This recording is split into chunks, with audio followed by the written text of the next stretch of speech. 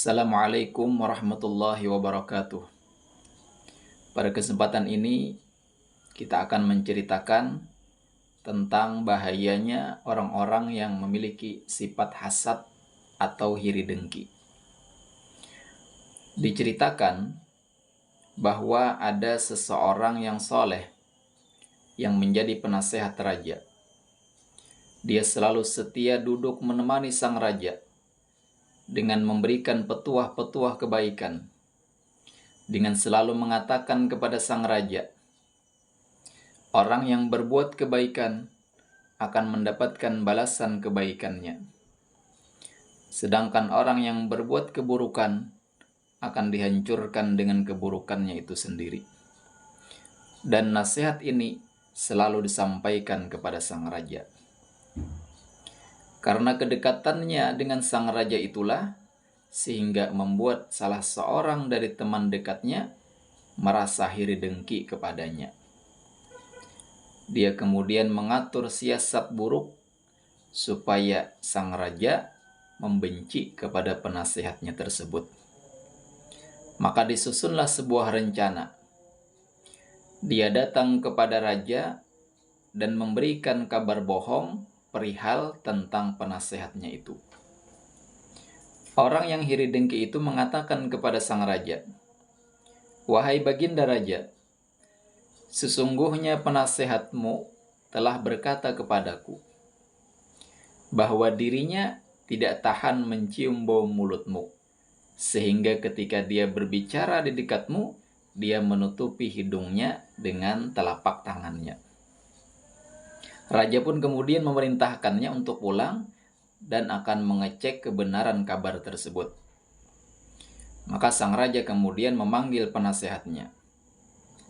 Namun sebelum penasehat itu menghadap kepada sang raja, orang yang iri dengki itu berusaha sebisa mungkin supaya penasehat itu mau mampir dulu ke rumahnya.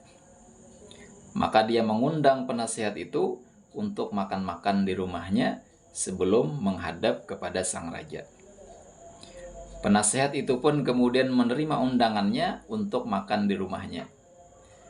Dan pada makanan tersebut ternyata banyak dicampur dengan bawang putih sehingga membuat mulutnya menimbulkan bau yang tak sedap.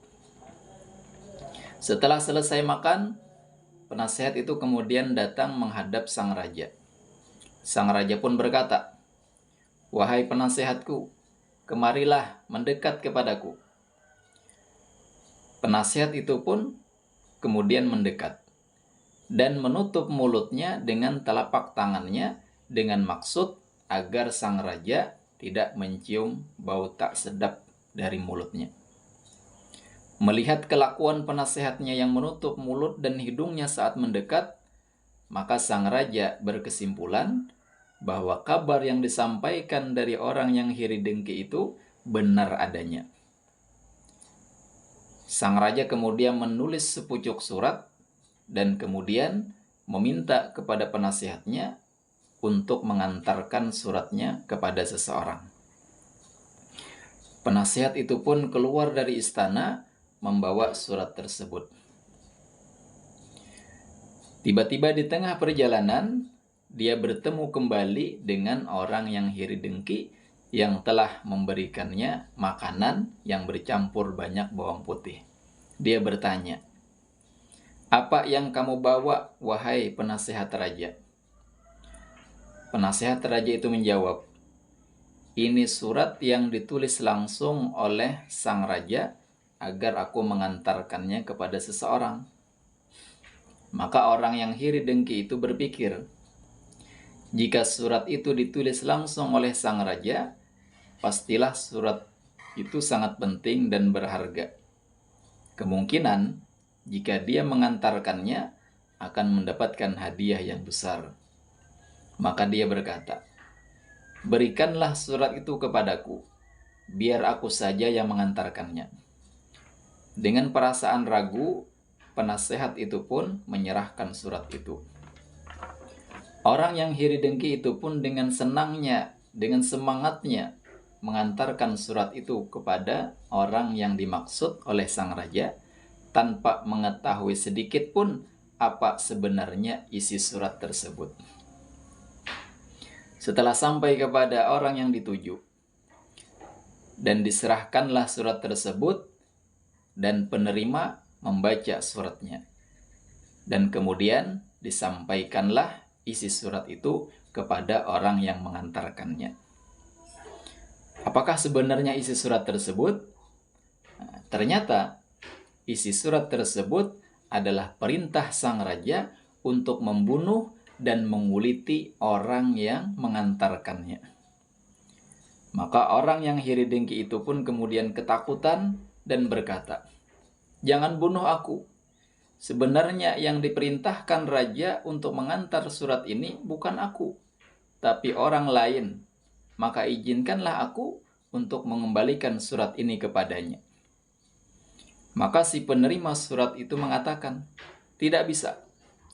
Ini perintah raja, apapun harus dilaksanakan." Orang yang iri dengki itu pun kemudian dibunuh dan dikuliti dan diantar kepada sang raja sebagaimana permintaannya. Setelah selesai, setelah sampai kepada raja, maka raja kaget dan heran. Karena yang dibunuh itu bukanlah penasehatnya, melainkan orang yang telah melaporkan penasehatnya tersebut. Kemudian raja memanggil kepada penasehatnya dan berkata, "Bukankah aku telah perintahkan agar kamu yang mengantar surat itu? Tapi kenapa tidak kamu antar? Dalam surat itu aku perintahkan kepada orang yang menerimanya untuk membunuhmu dan mengulitimu karena aku murka kepadamu yang telah mengatakan bahwa mulutku bau busuk." Penasehat itu pun kemudian menceritakan yang sebenarnya. Kenapa dia menutup hidung dan mulutnya ketika menghadap kepada sang raja? Agar sang raja tidak mencium bau tak sedap dari bawang putih yang ia makan di rumah orang yang iri dengki tersebut, yang sekarang dia telah menerima balasan keburukannya. Sang raja kemudian mengatakan, "Benarlah apa yang telah kamu nasihatkan kepadaku, bahwa orang yang berbuat keburukan akan dihancurkan dengan keburukannya itu sendiri. Maka kembalilah kamu menjadi penasehatku." Nah, inilah dampak buruk yang akan terjadi kepada orang-orang yang hasad atau iri dengki. Maka hindarilah sifat iri dengki, karena sifat iri dengki ini akan membahayakan kita baik di dunia maupun nantinya di akhirat. Ingatlah sabda Nabi Muhammad SAW, "Al-hasadu ya'kulul hasanat kama ta'kulun narul khatab." Sifat iri dengki akan memakan seluruh amal-amal kebaikan sebagaimana memakannya api akan kayu bakar. Nah, maka mudah-mudahan cerita ini ada manfaatnya kepada kita semua yang mendengar, dan semoga kita semua dijauhkan dari sifat hasad tersebut, dan semoga selalu bisa berbuat kebaikan, berakhlak yang baik dengan mencontoh baginda Nabi Muhammad SAW, dan selalu bisa redha dengan apa yang ditakdirkan oleh Allah Subhanahu wa taala kepada kita. Nah, maka sampai di sini dulu cerita ini. Assalamualaikum warahmatullahi wabarakatuh.